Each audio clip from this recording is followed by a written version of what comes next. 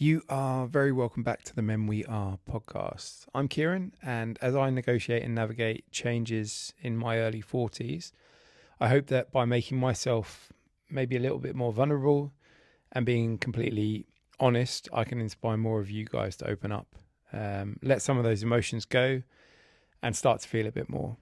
So, last time we talked about the cost of being the strong one and how men tend to swallow emotion and eventually how it's going to leak out anyway through anger, distance, burnout. Because when you are the strong one for a long time, you don't just suppress emotion. You build a version of yourself that the world gets. Like they can handle that version. It makes sense to them. No, that's not quite right. I think what I actually mean is you build a version of yourself that you think the world gets. And because it's so subjective and perception is important, it might not be accurate. And that version over time is slowly going to replace the real one. So to continue this arc, today, episode 9, we're going to go one layer deeper. And if you are new to the show, I'd encourage you to go back to episode 2 where the arc began. And we started there gently working through issues that roll from one to the next. You get a really holistic view. So getting straight into today's topic, I believe most men are walking around in something of a performance mode, and it is backed up a bit by the literature.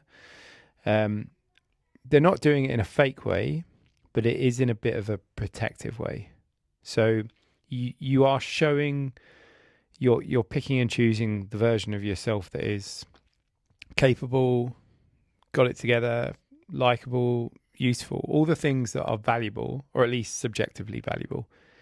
What you are definitely not showing without difficulty is the version that's unsure, is lonely, is tired, is afraid. Basically anything that as a teenager would be met with being yelled at and called a pussy or softer or whatever. Basically anything that suggests weakness. So that means you're not actually you. You are playing a role. You are the good dad, the hard worker, the funny one, the strong one, whatever it is. It doesn't really matter what the role is. It's the something one. It's a label you're wearing. And a bit of a mask over the truth. You play it so well that people think that that is actually who you are. And this goes back to a previous episode where I spoke about the stories we tell ourselves. And through the mists of time, the details, like every legend, every story gets altered over time. But the details blur, and eventually that story is the truth. And there's no difference here, because if you wear that mask long enough, eventually you also believe that you're one of those labeled men. So it is fairly unlikely you chose it consciously. It happens because somewhere along the line you learned that that version was safe, or by extension, this version of me is acceptable, would be a good way to put it. And if you think I'm talking absolute nonsense and people don't do that, if any of you watch football, or for our American friends, soccer, think of mob mentality amongst football fans. And this is the concept that otherwise placid men suddenly take on this aggressive, confrontational persona when they're at matches. You know, the chanting, you're part of the mob. The violence that goes along with that sometimes. These are people that aren't violent, but sometimes once they're running with the mob, their persona changes. Because that's what everyone around them is doing. And that is very agreeable to the majority. And therefore, they feel safe playing that part. So, whatever the persona, whatever the role, whatever the character, you kept him. And you didn't even realize you were doing it. And what that meant is the rest of you, that softer, messier, more honest bit, it got pushed to the background. And you didn't kill them off. You just ignored those bits. So my entire adult life, and even my teenage years, I tried to compartmentalize things. Almost like I was removing emotion from situations. And I was really proud of myself for doing that, because I thought that I was so logical.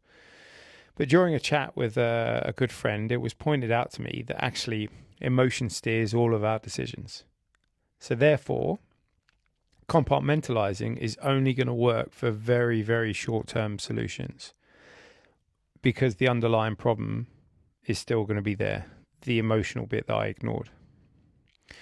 Obviously, the conversation between the two of us was a good bit more detailed, but giving you the abridged version, it does make sense exactly what they were saying, because things aren't black and white, no matter how clean cut we want them to be. So off the back of that, think about who you are when no one is watching. Like that, those short periods when you are totally alone. You know, when the house is quiet, there's no one about. For me, even when there are people in the house, it's when I'm in the shower. It's that period of time when I can just melt, and it's a period of time where I've got nothing to prove. I can just sit there with my thoughts. Could be you sitting on the toilet. It doesn't really matter. But that version of you definitely feels more, is able to think a bit more. And for me, I question more, specifically in the shower. And that's really important for me, because I think I do some of my biggest thinking under the shower head. And it's also a place where I have more clarity of what I want. So much so that I will at some point do a shower episode, probably in the next season, because it doesn't quite fit the arc, the direction we're going. But it's a gateway activity, and we will get into it. But I love the shower so much that people have actually questioned why. And even then, with a bit of immaturity and a fear of judgment, I didn't want to say all this, that it was my kind of safe place and it's where I did my big thinking. Probably because I was embarrassed that I needed a certain space to get my ducks in a line. Embarrassed that I couldn't just do that anywhere. And again, it comes from a fear of being seen as weak, that I had to hide my emotions until no one was watching. And again, as I go on my journey, the ability to say fuck 'em when deciding whether people will judge me becomes more prominent. But that guy in his alone space, he's the one that can feel empty after a long day. He's the one who wonders, asks himself the big questions, one of which can very easily be, is this really it? You know? He's the one, he knows something's missing. He might not be able to name it, but in that period of time where he can settle down and just be alone with his thoughts, he knows something's not quite there. That is the real you. That's the one that is emotional, and they're wearing their heart on their sleeve, and they're comfortable in that alone space because no one can see it. And that's quite tough, because if you're living as a performance, you're creating this split inside yourself, your personality even, where one part of you is out there doing life and the other part is inside watching it happen. So you function seemingly perfectly, you show up, but there's this, the feeling you can't shake, that you just don't feel like you're really in it. And to be perfectly clear, it's not laziness that you're not in it. You're simply suffering from this disconnection, as you are actually living your own life from the outside. It's almost like you're watching it happen from somewhere else. And this is where, if they're switching on, if they're brave, or at least if they've got a bit of self-awareness, this is where guys respond to that niggling feeling and start to say to themselves, I feel like I've lost myself, or am I just going through the motions? And if they're really brave, they'll say that to other people, and that will give them some outside influence.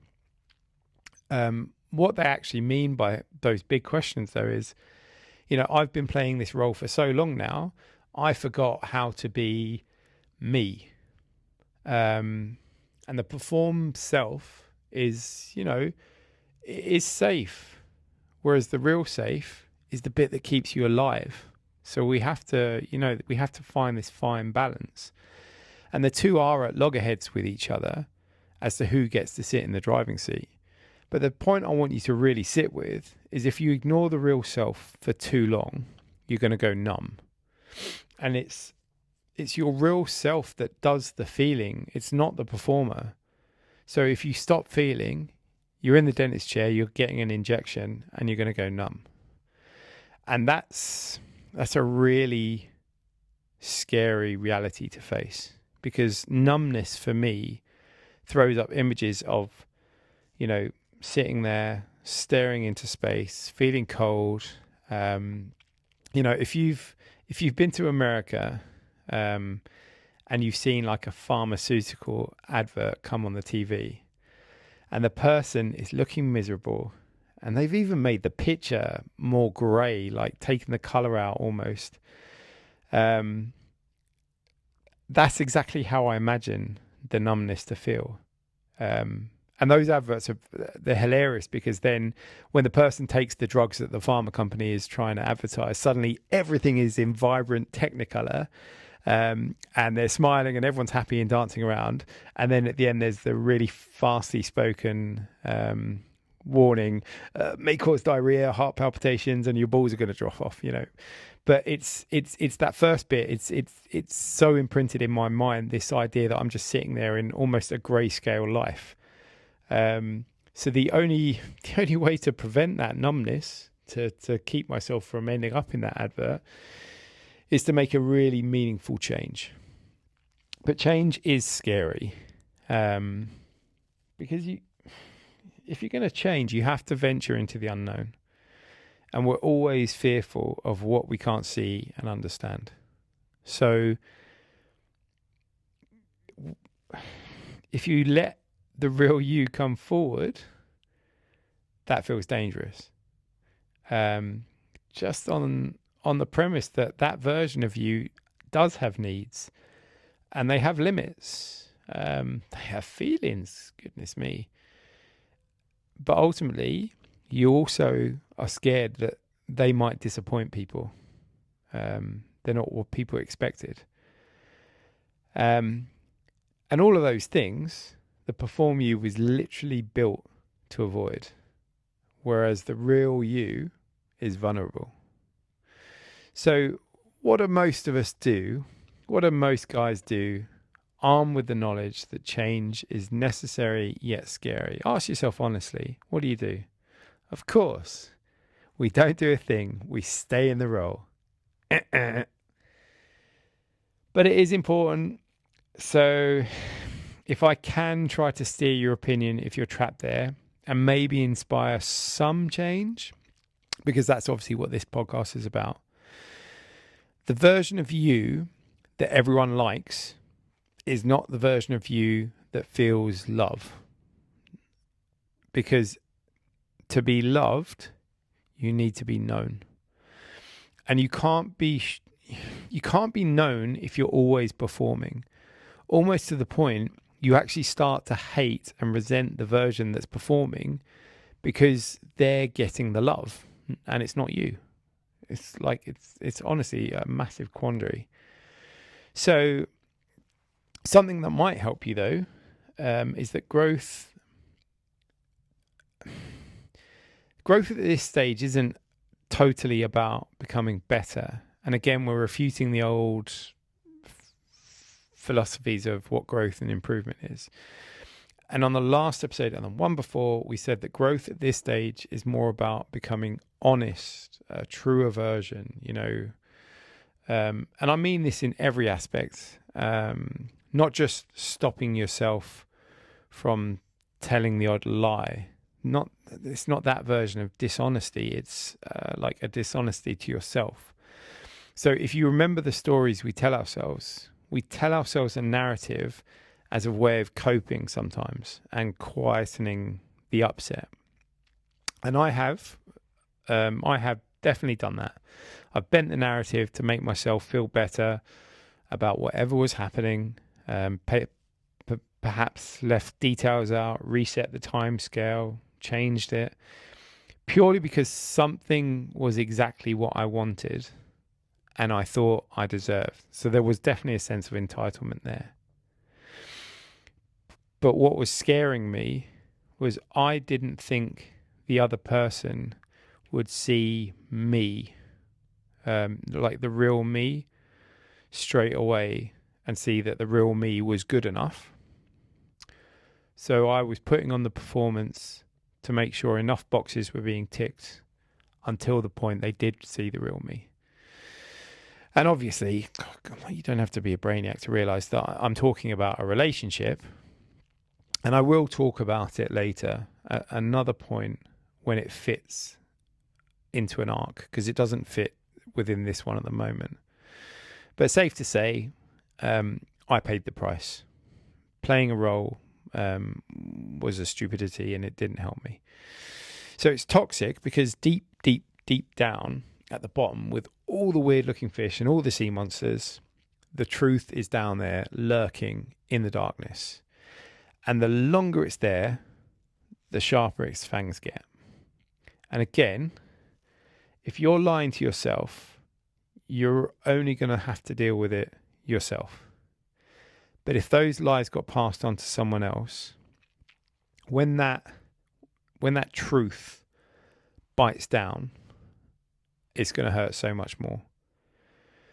And as I said, this is such an important topic. I am not ready to tackle it with you yet, because I'm working to understand and find a navigation through it so I can discuss it here. So the idea is that I find my navigation, I work through it myself, and it becomes a problem of the past, and I can look back and happily laugh and say what a fucking idiot I was. And I know that honesty like that will make me more aligned and therefore hopefully more present. And most importantly, it will make me, more willing to show the real me in totality without having to rely on some aspects that make me more palatable. And it's just what I think is more palatable. And that's what happens when the inside of your life starts matching the outside. And by that, I mean when the man you are alone is the same guy out in the world. That guy under the shower will be the same guy out in the real world. Happy to talk about certain things, happy to think in certain ways. Obviously, I'll have clothes on, most importantly. And I can't wait for that point where I'm going to be happy to drop any acts entirely, because I think I'm a decent guy, and I think I've got a huge amount to offer the world, and I'm sure a load of you do too. So I don't need the act, but I just need to get to a point where I'm really, really comfortable, that, I'm confident in myself that I definitely don't need it. And without spoiling the next episode, if people don't like that guy, well, fuck them, because I'm just not their kind of guy in that case. And I'll just get to know the other 7 billion people on the planet. So getting to that point is pretty vital. And it's always going to invite a pretty terrifying question. And that is, what if people don't like me this way?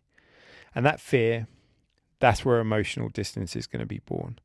So you learn to keep people close, but not too close. And you're always guarded. And that's where we're going to go next. And it's why we struggle to let people get close. So how emotional armour forms, how fear of abandonment shapes, and it shapes the men we become. Because the greatest risk isn't being seen, it's being seen and then not being equipped to stay. And that's it for today. So again, Like, comment, review, recommend, whatever you can. Let's get this podcast in front of people. Let's get people's brains working. Let's support each other, build a bit of a brotherhood. It takes a village to raise a child, and it takes a community to improve men. So until then, I wish you the best of luck for the next few days, and hopefully you'll check in on the next episode.